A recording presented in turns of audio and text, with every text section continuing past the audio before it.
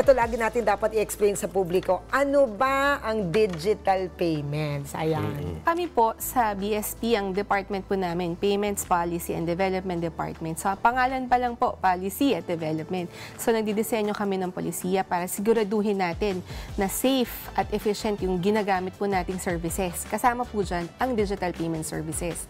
Kaya po sinasabi nating efficient kasi kapag digital po yung payment, mas efficient siya sa atin bilang individual, sa negosyo, sa gobyerno, sa lahat po, kapangkalahatan. Kaya pinopromote po natin talaga ang paggamit nito.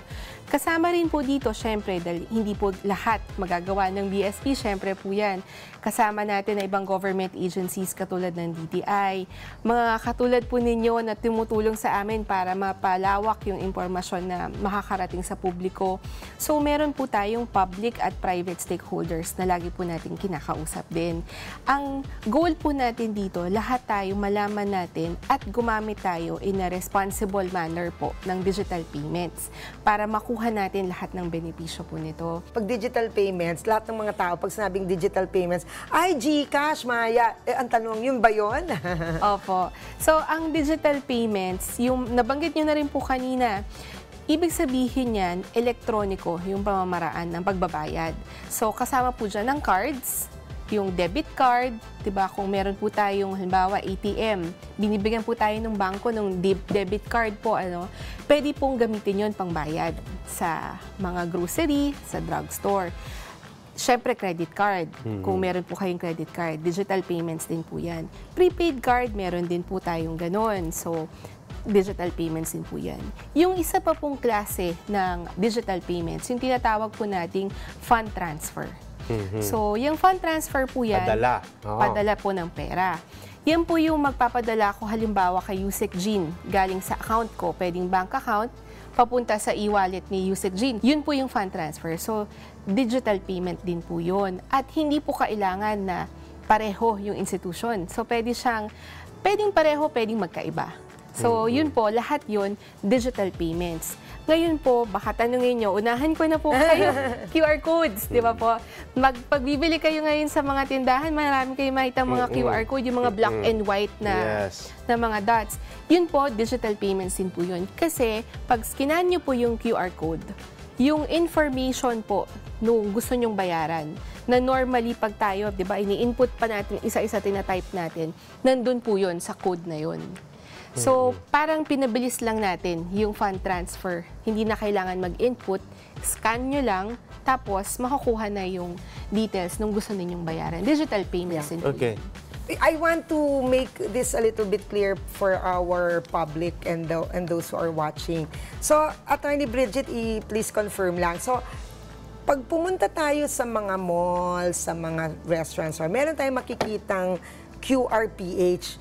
Ito po, kaya alam po ninyo na QRPH yun kasi yung gitna niya, flag colors. Tama? Yes. Yun na yun. Kaya nyo alam na ito ay QRPH kasi yung gitna niya, flag colors. So, QRPH yun.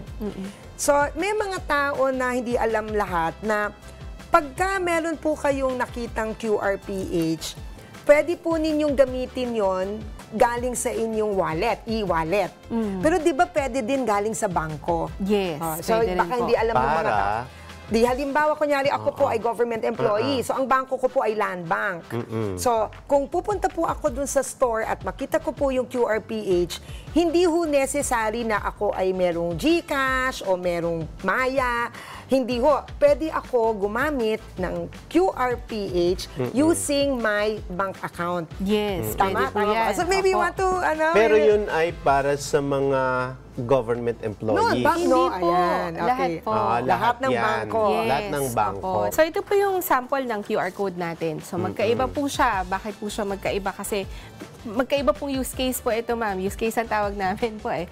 Pero ibig sabihin lang po nun, kapag ka magbabayad kayo, di ba, ito yung isa-scan nyo. Yung tanong nyo po, limited lang ba siya sa kung sino yung gumagamit? Hindi po, kasi meron na pong ginawa ang BSP kasama ang mga bangko at e-money issuers. Meron po tayong project mga years ago before the pandemic na interoperability po ang tawag namin. So, ibig sabihin, pwede na mag-transfer from a bank account to an e-wallet po na account, yung mga GCash at Maya, and vice versa, freely po. pwede pong mag-transfer. Ngayon, yung QR code po na ito, ginagamit po yung InstaPay. So, ibig sabihin, pag mag-generate po generate yung tawag ko po kasi pag login ni Yusek Jean sa mobile app po ng bangko niya or ng e-wallet provider po niya, pwede siyang, merong option doon, generate QR code. So, pwede po siya mag-generate ng QR code na yun, papadala niya lang po sa akin, mababayaran ko na po siya. Mga Kanet 25, this is Cesar Vallejos of Open for Business. For more updates, just click the subscribe button and follow us on Net25 social media pages at Net25 TV and at Net25 Entertainment Facebook pages.